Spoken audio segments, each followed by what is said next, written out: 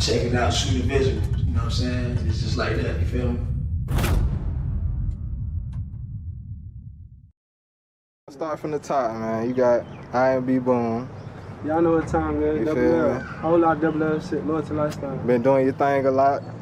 You feel me? Been doing it a long time. Man, I'm really just getting started, man. I'm really just getting started, just staying in my All right, well, we we gonna tell them about the whole story, you feel me, and where you headed with it, you feel me? So just start about your childhood, just tell us about, you know, where you grew up and how it was for you growing up. Growing up, like shit, I'm from Warrenton. I grew up in a family full of hustlers. Like my aunties and my uncles, all on like, you know, sold drugs and shit. Dice games, card game, tunk game, you know, we were used to that shit growing up. So I kind of really like, you know what I'm saying, my granny, you know what I'm saying, she the most influential to me because she had so much influence on my life because she just was a hustler. She was humble and she didn't take no shit, so, you know. But I'm from a background of hustlers though, like no matter what, they gonna get some money. Yeah, that's what it is. Okay, and growing up, like, what were some of your hobbies as a kid? Like, what were some of the things you were interested in as a kid? Was you in sports? Was it video games? Or were you outside just, you know, hanging with the kids outside? I like to be outside, like growing up, like me and my brothers and shit, we like to hang outside. We stayed in a lot of neighborhoods, like, so we always wanted to go out and see what it was about. We was brave, you feel me? Like we weren't scared of shit, so with that we just, you know, we hung out, we started hanging out, and you know, we started meeting new people and moving to different neighborhoods and adapting to the way that they was living. So we kind of like took a little bit from a lot of places we stayed and we put all that shit together, and you know, that's what created, you know, IMB Boom. Okay, so let's talk like around middle school to high school to say where you know, old enough to start doing your own thing in these streets. Let's talk about those days. Was you sports kid? Or like I say, was you in both? Because I know you played a little sports. Yeah, I played football. I played football and I played a little bit of basketball. I played basketball at Washington like my freshman year. You know, we was all right, you know what I'm saying? But, you know what I'm saying, I feel like that I just ain't had like that support system. When it came to sports and shit like that and trying to do positive shit, I ain't really had like no support system. Everybody around me was doing wrong and trying to tell a nigga how to do right. And you know what I'm saying? So eventually I started making my own decisions. Okay, and then making those decisions, what age would you say you start really feeling like you needed to make your own decisions and make money for yourself and provide for your people? I remember when I was in jail, I probably was like 14, 15. Like that whole summer I had been cutting grass, you know what I'm saying, me and my partner. You know what I'm saying, we was cutting grass and shit. And I had saved up like 500, I think I had like $500. And I had like this, my uncle, you know what I'm saying, his people. Well, she was his people, he married my auntie, that's another story, but I had her saving my money because I ain't really like have my family members saving it, because not that I didn't trust them, I just felt like they knew how much money I had at a young age that, you know what I'm saying, they were trying to, you know what I'm saying, you already know. Right.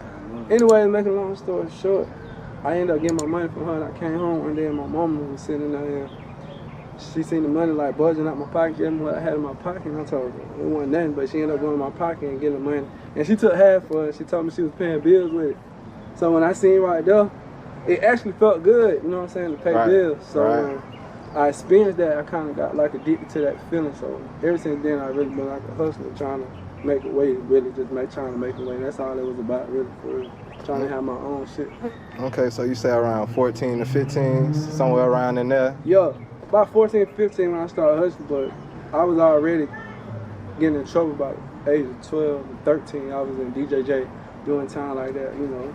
For just what? Just you know, random shit, you know, like battery and shit like that. Okay. You know what I'm saying? A lot of shit like that. Grand Theft Auto, you know, I ain't never stole no car, but you know how that goes. Right. Okay.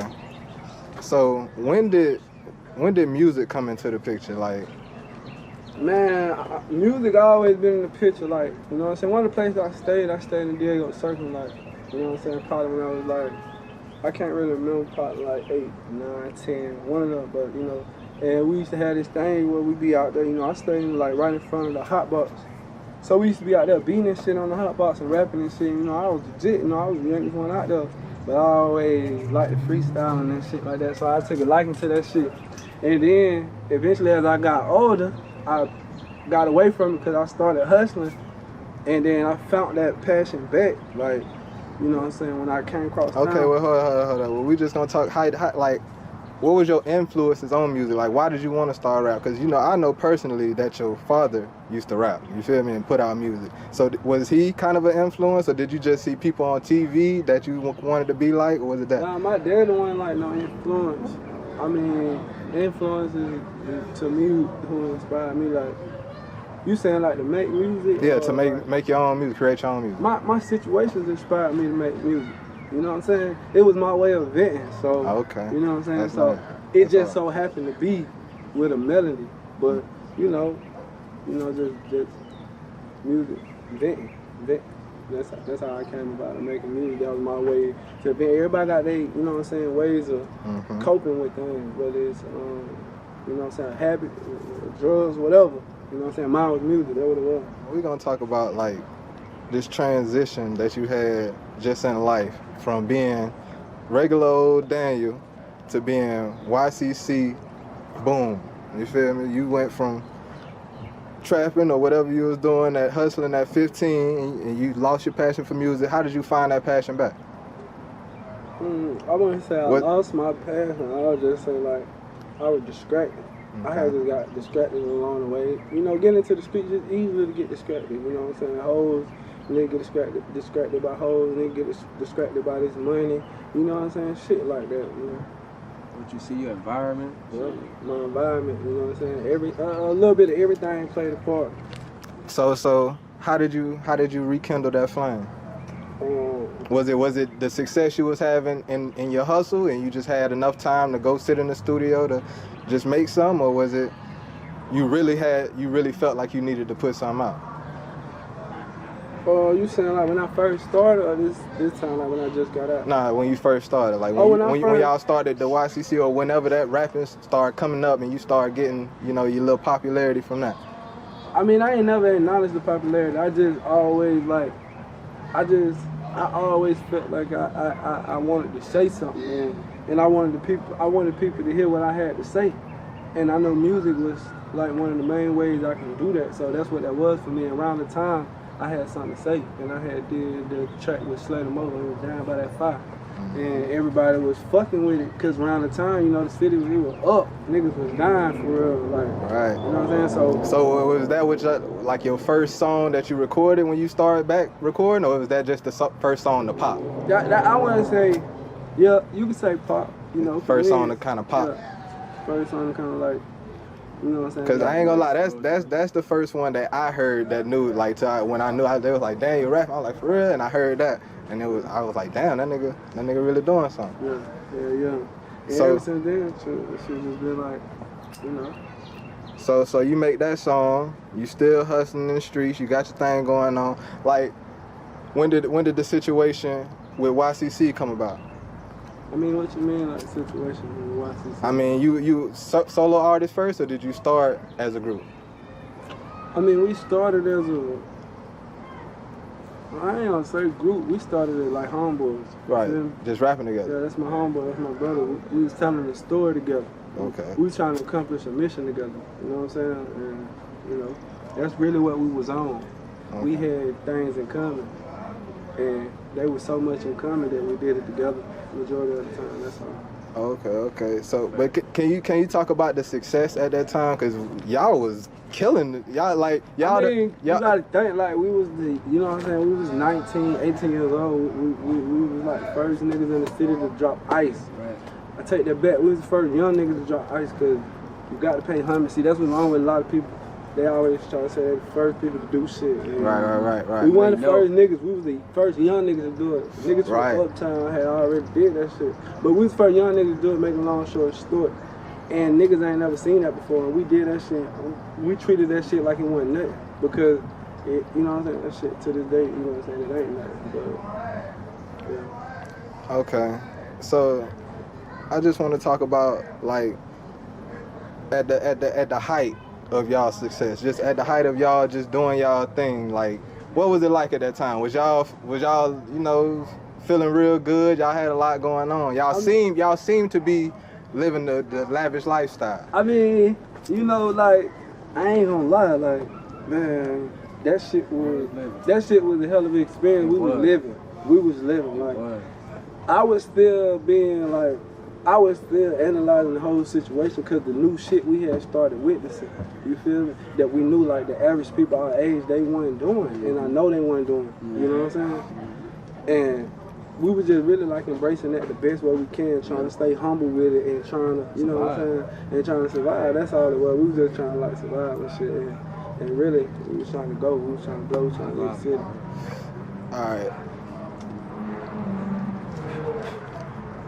All right, now can you just talk about like your fans at that time, just the love y'all received and then the influence you had on the city overall? Because y'all really started a trend for young people getting this money and putting out videos, trying to do something for themselves in that manner. Yeah. I mean, as far as like the trend, we set. A lot of people tell me like I have yet to say we set the trend. You know what I'm saying? People have told me that. You know what I'm saying? They told people I'll be with it. And like I said, my response to that is, you know what I'm saying, like, okay, maybe we did influence. But like I said, still with others who did it before us, we were the first ones to probably do it, like in the city at a real young age. And niggas was scared to wear, like, skinnies and shit like that, you know. And, you know, like, we put them bitches on because we don't give a fuck what nobody think about us, and we ain't never give a fuck what nobody think about us.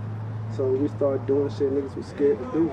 You know what I'm saying? And, you know what I'm saying? Niggas was looking down on that shit as if it was like, you know what I'm saying? Like, as if they had no interest in it. But I see, like, when I feel the same niggas who showed no interest, it was what they wanted to do the whole time.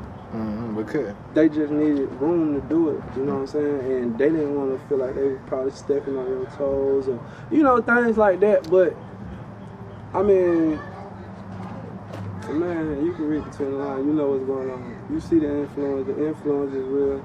Niggas wasn't rapping. You had few niggas rapping. I ain't gonna lie. Niggas that I remember was rapping that I know was young. So niggas like CJ, you know what I'm saying? He was doing little shit, Thugger, you know what I'm saying? Niggas like that. But fuck all that though. I don't even want to talk. Fuck them. I don't want to talk about them niggas, bro. Fuck them. On to the next one.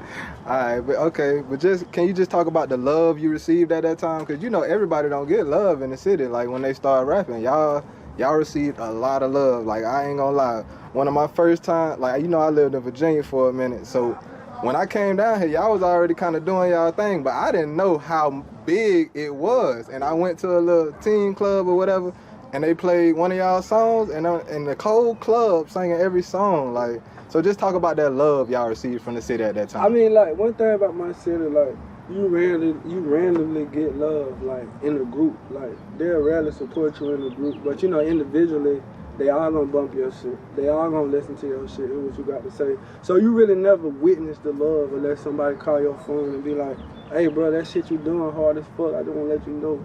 That shit motivate me and shit like that. Like, a nigga called me this morning with that. And that's the only time you really hear it. So when I hear from people that I grew up with and I feel know me best, when I hear those good things they say about me from them, then opinions from others don't even matter. I don't give a fuck about what a nigga think, what a whole think. I don't care nothing about them. When they tell me that, people who know me and I know love me tell me I'm doing good, I'm doing good. I'm doing good. Okay. All right, so now y'all 18, 19, y'all hustling, doing your thing, y'all the hottest rappers in the city by far. What was your goals and intent during that time? Like, did you see yourself moving out the city? You thought you was, what was your plans at that time? I saw myself, at the time, building the foundation. I saw myself like expanding, like I was trying to get everybody around me some money.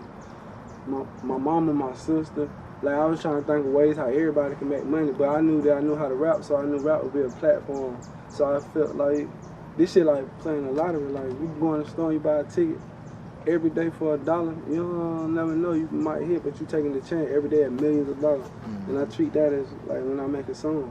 If I do a song a day, or you know, it's just like playing the lottery. You never know. That's something. All right, now I just want to talk to you a little bit about your co-group mate Playa Pat. You know, y'all have got a long history together. Can you just talk about your relationship and how it started? I mean, as far as like what you saying, like how we met.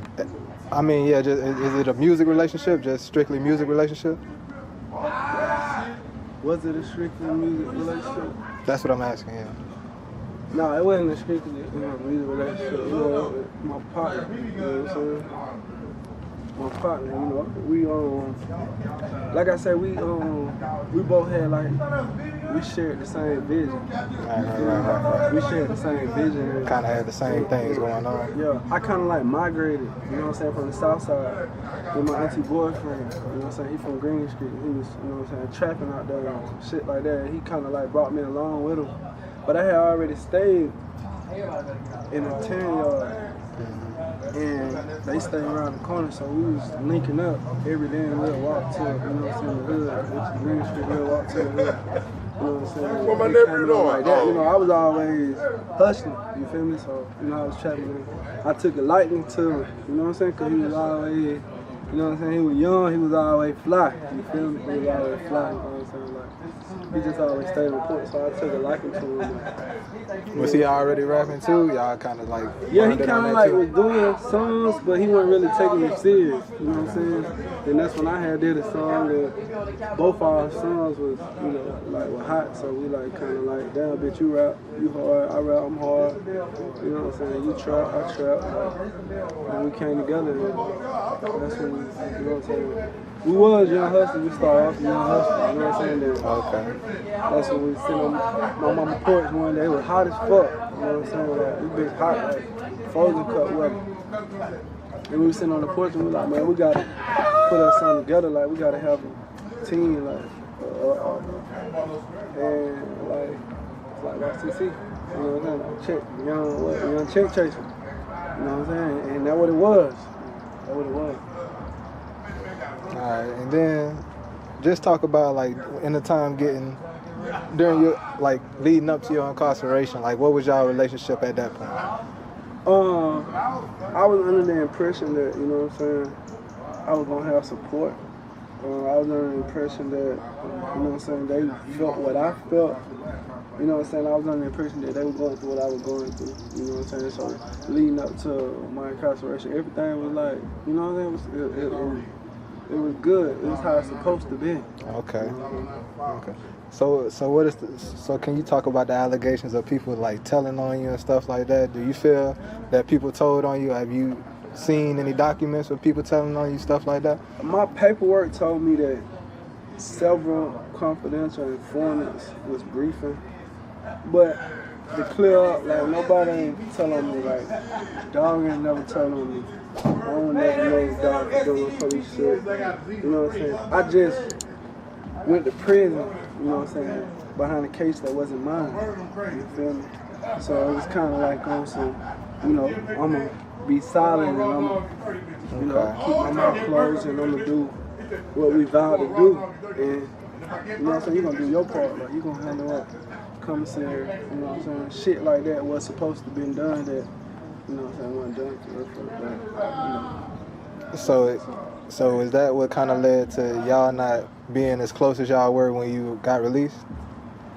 Just you felt like he didn't do what he was supposed to do on the outside, taking care of you or whatever he said he was gonna do, things of that nature.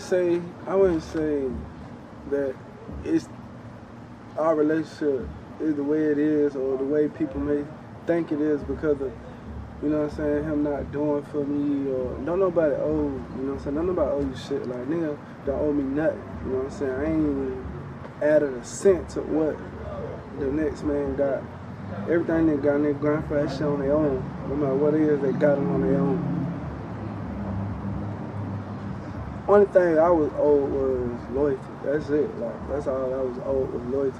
And you feel like you didn't get the loyalty that you provided? No. Okay.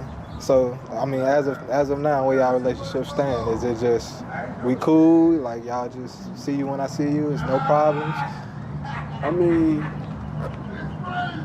at the end of the day, we men. Like, at the end of the day, we men. You know what I'm saying? What two men do? You know what I'm saying? They're going to do what they're supposed to do. They're going to handle their business. No matter what who they with, they're going to handle their business. And I feel like that's just what we're doing right now. We just handling our business the better way we know how. We're gonna talk about your incarceration and the lead up to that, like that. I don't know how investigation. Did they do an investigation or what? How did it work? Man, I really to be honest, I was just really being profiled. But at the same time, I think niggas was telling. It was niggas telling that shit. Probably niggas that was hanging same niggas I was putting up around. Seeing how I was moving, briefing. I had this one officer, he was on my, trail real bad. And he had it out for me. And you know how that goes. Eventually I ended up getting fucked up and I did 6 years What was your charges you actually got incarcerated for? I was convicted of possession of a firearm by a convicted felon. Twice. And you did 6 years, almost 7? Yeah, I did 6 mandatory. I did 36 for one and 36 for the other. Okay. Now let's talk about this time in incarceration. Was this your first big, long stint, multiple years? Yeah, this was the longest bid I had did. I had did a bid before, but that was the longest bid I had done. Straight. And during this time, your mindset, cause you was just kind of riding high, was you low? Was you feeling down on yourself just from? I mean, listen, I was never riding high. To the people, it may look like we was riding high, but put it like this: a lot of people that you see look like they doing good, look like they happy. Them be the most hurt people, them be the most scarred people, hurt people. So really, when I was looking good, I really was hurting because you had to think I was already fighting my case, so I could never really enjoy nothing I was doing, knowing in the back of my mind that. Okay, well, how long were you fighting the case before you actually got incarcerated? 2 years, a year and some change. Oh, okay. So the people didn't really know you shooting videos still. Yeah. Oh, okay. That's why people ain't know. I just woke up, went to court one day and got 6. And you know what I'm saying? It was like that. Wow. Okay, so during your time, how was your support system out? Did you have people, sending you money, your family and stuff? Was people looking out for you? I created a support system. I had a few people, my mama, shout out Della, Della real, really mama in the world. But anyway, I had, I had my mama, I had a homie, he did what he's supposed to do, Right. Shout out to him too. Okay. So how was your time in there? Was it smooth sailing? Was it a rocky road? I did real time. See, cause I was at compounds where we was doing real time. What I mean by that is the compound wasn't swinging, wasn't no phones, wasn't no dope. You know what I'm saying? So niggas was doing hard time. You know what I'm saying? It was nothing to do to occupy your time. And niggas was selling dope and selling phones, selling knives to occupy their time. So with that, I was doing hard time. So, I mean, did you get any altercations in there? A bunch of altercations? I got into altercations, but you know what I'm saying? The altercation was always brought to me. I was never the aggressor. It was always brought to me, but I always handled it accordingly. I always handled anything that was brought to me. I always handled it. Not once. I ain't never back down. You ain't gonna never hear no stories about me. You know what I'm saying? Stay the DLC. I ain't never did no fluff shit, no whole shit. Okay. And in your time in there, what did you occupy most of your time doing? Was you writing music? I was writing. I occupied my time with writing. I had some partners. You know what I'm saying? They would hit me into gang shit. So I had my time. Oh, and then I had become Muslim. Mm-hmm. Yeah, I had become Muslim. Okay. Yeah. So talk about that. How did that transition become about? Did you just wake up one day, or did somebody bring it to you? No, I had been on the compound. You know what I'm saying? I was in YCC. I had been on the compound for 4 years.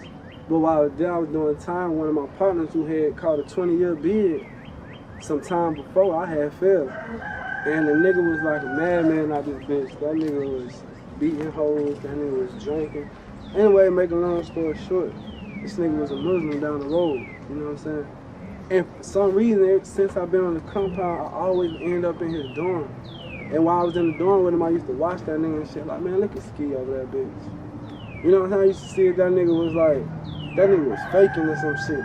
But that nigga was dedicated, and that That nigga boy serious. he was doing that shit for real, and I see what the religion had did for him, and it changed him so much that I started going to his bunk and I started getting literature. I started getting books and I started reading for myself. And I said, after a time, it didn't hit me just then. I think I ended up going to jail. You know, in prison you go to jail, so I had went to confinement. I ended up going to the box, and I got out the box, and they put me back in the same dorm. And I just kept getting literature. And then one day I told him I was ready to take my shahada. You know, shahada is you know what I'm saying, your commitment to Islam. And I had took my shahada. I told him, I went by his bunk and I told him I was ready. Not to mention, he never pressured me about becoming a Muslim. He just always lived. Okay, I was gonna ask you. All right, so you doing your 6 years. What are your plans when you get out? Like, I know you want to see your kids. I know you got a son. You know, you got kids and stuff like that. My plan was, like, I ain't gonna lie, I was on some shit, like, music was my passion. So I always had, like, felt like, damn, like, story mode. Like, boom, this shit gonna be a story. Like, then I always had people along the way that was from the city that know my story, and they always told me I had a story, and that I need to keep going with that rap shit. So I just kept fucking with that rap shit. I just kept writing. When I go through shit, like I say, I just write. You feel me? Whatever I was going through. And I ain't gonna lie, that's why I got some of my best music. You know what I'm saying? When I write. So, Okay, and so talk about getting out. Like, how was the transition from being incarcerated 6 years? Like you said, it was hard to get phones and stuff like that. So you come out, it's Instagram, smart. Every 5-year-old got a tablet and stuff like that. So how was that? I mean, I always read books and shit when I was incarcerated. I always read books. And I always try to keep up with, like, technology and the shit that was going on. Whatever come through the flap. Like, I wasn't getting shit sent to me, but, you know what I'm saying, I met people in there that was fortunate, you know what I'm saying, that was getting shit. And I read them bitches. And I keep up with the swag and how I see what's going on. And I listen to the music, too. Niggas was dropping tapes and shit, like, you know what I'm saying, Kodak and them, all them boys, young boys, like, them boys had came out. And I was listening to music. And the things that they were saying was keeping me involved with time. Okay. And I picked up, you know what I'm saying, because I'm a street nigga, that was street niggas do. Okay, and how was that, like, seeing that transition? Because you did your bid, and then Kodak came out, and he was a young kid that had young success like you did, but you just got incarcerated. So how was it seeing another young kid from Florida, you know, make that rise to the top like that? It just let me know that, like, it just showed me that my mind was already on track. You know what I'm saying? You gotta think, like we had ice and shit, we had diamonds and shit before Migos. You know what I'm saying? Before Kodak Grill. You know, them boys down south were more on, like, gold. You know what I'm saying? We was already inheriting Texas swag, which, you know what I'm saying, really originated in Texas. We just adapted their swag and we just brought it back. That's all we did. We just brought it back. And like I said, we did that before Kodak and them, so to actually see rappers doing what I know me and my niggas had, you know what I'm saying, at the time had started. So it just let me know that I was always thinking right. So if I kept thinking, then eventually my time would come. Yeah. Okay. So getting out of prison, you know, you out now. So what was some of the things that you immediately got into that you felt like you needed to do ASAP? Like, you just wanted to start a business, or you wanted to get a job? What was your thing? I was getting my kids' life. Like, I wanted to be in my kids' life. That's the first thing I wanted to do. Okay. I came home, I had my kids probably like 3 months straight. You know what I'm saying? Shit.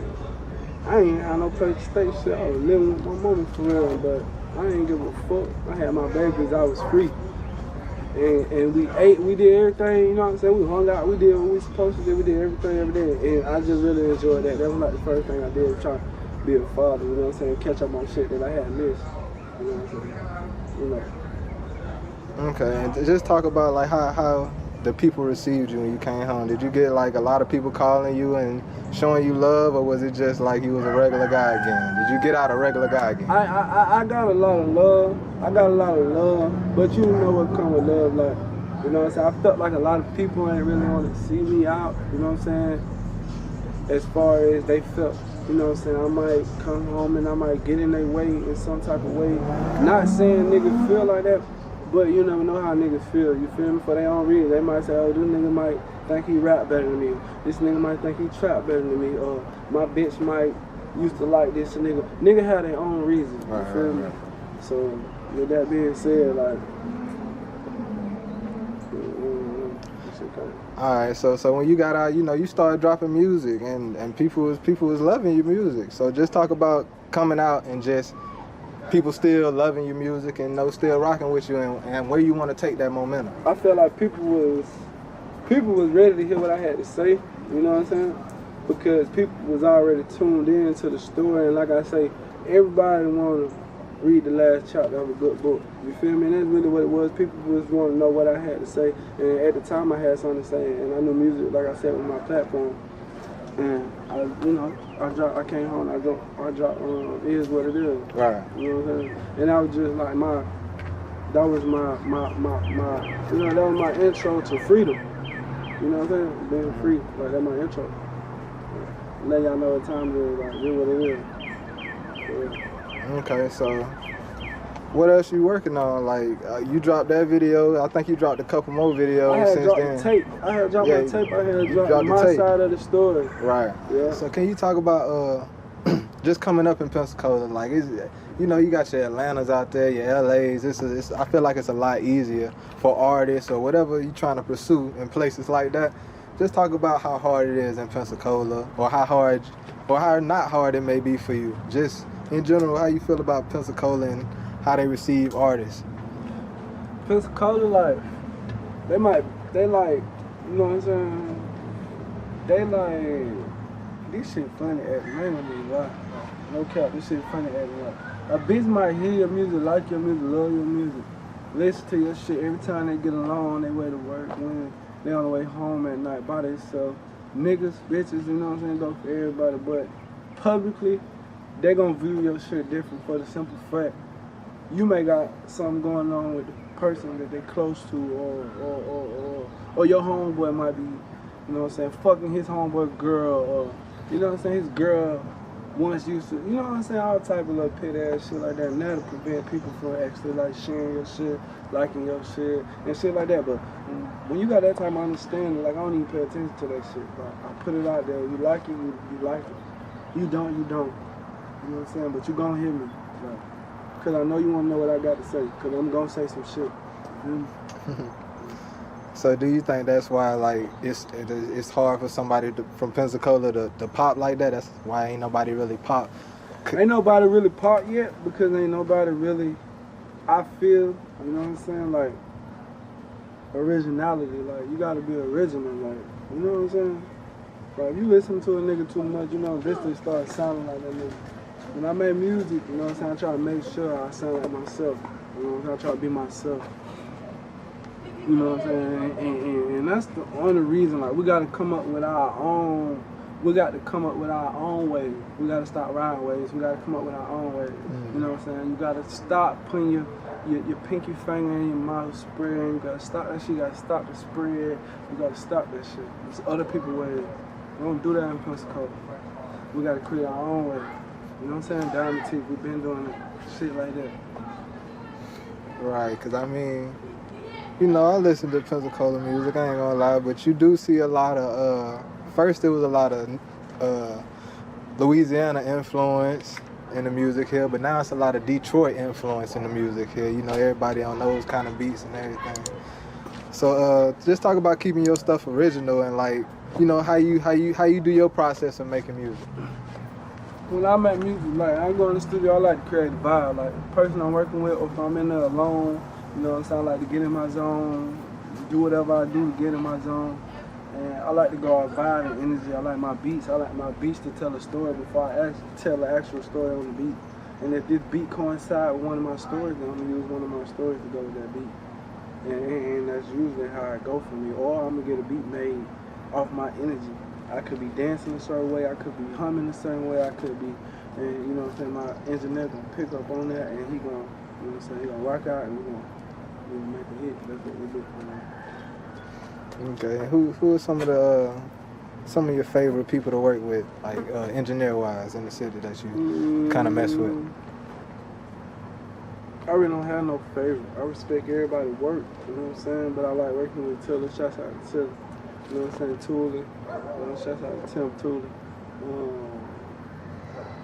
Man, the city got a lot of talent. There's a lot of great producers, man. Shout out to everybody producing music. If I haven't worked with you, hey man, listen, get at me. We can make something happen, man. So you open to doing music business with anybody who willing to work? Yeah, I'm open to do music, partnership, business, whatever you want to call it, with entrepreneurs. I ain't even rappers. Right. Fuck these rappers. Okay. Yeah. And you told me you was you got the partnership with United Master. Can you talk about that a little bit? Yeah, I do everything through United Master. You know what I'm saying? Keep track of my streaming, numbers. How was you introduced to that though? Like a lot of people ain't here. My partner introduced me to it. One of my partners I was in prison with, Dominique. You know what I'm saying? The little Chico looking nigga. You probably seen my videos a lot of shit. All right. So, you know, you're a free man now. How long you been out? June next month. Next month make 18 months I've been home. All right, and it's 18 months. Like, what you been building towards? You been building a music catalog. You been building your money up for a budget. I've been working on my catalog. You know what I'm saying? I've been working on my catalog, dropping music, videos. You know what I'm saying? I just been working, like, you know what I'm saying, doing what I can do. You know what I'm saying? In the midst of me handling real life shit, cause you know I live real life, so I got real life shit going on. So I'm doing what you know what I'm saying? I'm doing what my time allowed me to do. But you know what I'm saying? All right, we talked a little bit off camera about that. Like, talk about the mix between having a regular life, you know, and having to go through things and still trying to pursue your dream, or you know, try to get right in this life and get everybody situated and handled. I mean, it's hard because you gotta, you know what I'm saying, you gotta surround yourself with people who think like you, who share the same goals as you. And like me coming home after doing 6 years, like I came back to an environment where everybody's mind was still thinking pennies. Everybody's still thinking the same thing, get money, spend money. Nobody was really focused on saving. So I implemented that. And I try to do it every day to my brother, my mama, no matter who I'm around, I always say, if you want to have, you got to save. You know, shit like that. Okay. So, you know, you putting together the catalog. I know y'all trying to get your steam going. Do you feel like it's going to be harder since you're like starting to rev back up? Because, you know, you lost steam when you got incarcerated. You feel like it's harder for you, gonna be harder for you to rev back up, or you feel like once you drop, it's gonna be just everything's gonna be straight? Man, I really like. I don't even look at that shit like that. Like, I don't even think about revving up, or you know what I'm saying. I don't even think about like topping myself. I just make music.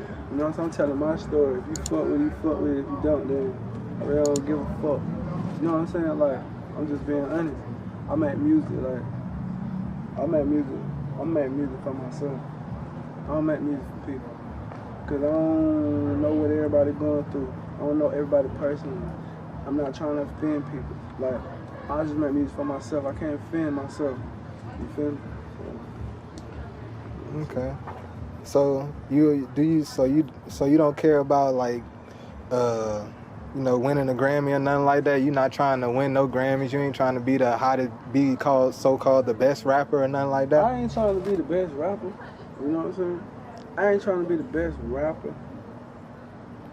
So you just want to use music as a tool to... No, like my story is unique. I feel like I got a story, okay. You know what I'm saying? I want to tell my story. I don't want to use rap for shit. I want to tell my story. If my story get me paid, then that's what it is. Okay. But I feel like my story good enough to sell, so I'm selling my story. And what would you say about yourself is unique? All the pain that I endured, you know what I'm saying, like